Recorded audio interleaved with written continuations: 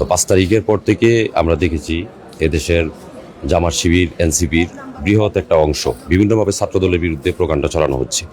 এখন যে কোনো ইস্যু নিয়ে যদি আপনার ঝগড়া হতেই পারে, তর্ক বিতর্ক হতেই পারে, সব ইস্যুকে ওনারা একটা মাধ্যমে নিয়ে আসে চাঁদাবাজ। এখানে এরকম কোনো ঘটনাই ঘটে নাই।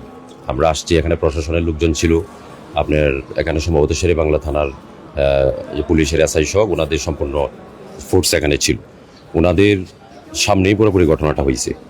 ওনারা এখানে আজকে সকালে তদন্ত করছে চাঁদাবাজির ইস্যু নিয়ে আপনি কোনো কিছুই পাওয়া যায়নি। এখানে হচ্ছে শুধু একটা টুলে বর্ষাকে কেন্দ্র করে নিয়ে ঝামেলাটা হয়েছে। তবে এখানে শিবিরের অনেকেই ছিল, এনসিপির অনেকেই ছিল। ওনাদের সরাসরি বলছে যে এই 12 আসনে হচ্ছে আমাদের যেহেতু জামাত শিবির এই জায়গায় পাশ করছে, আমরা এখানে ছাত্রদলকে দিব না বসার জন্য।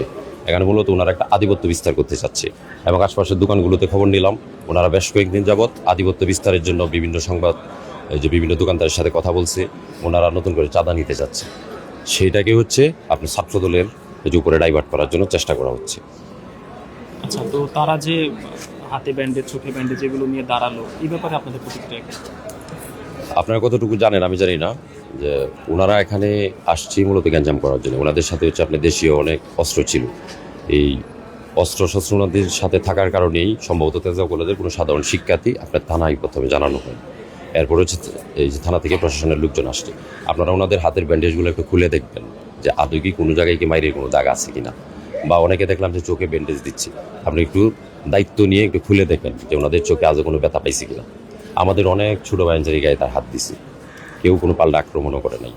আপনারা এখানে যারা প্রত্যক্ষদর্শী ছিল কিংবা যারা দোকানে যারা ছিল, আপনারা ওনাদের কাছ থেকে আপনারা সরাসরি মিডিয়ার লোক আপনারা গিয়ে জানতে পারবেন যে এই ধরনের কোনো ঘটনাই ঘটে নাই।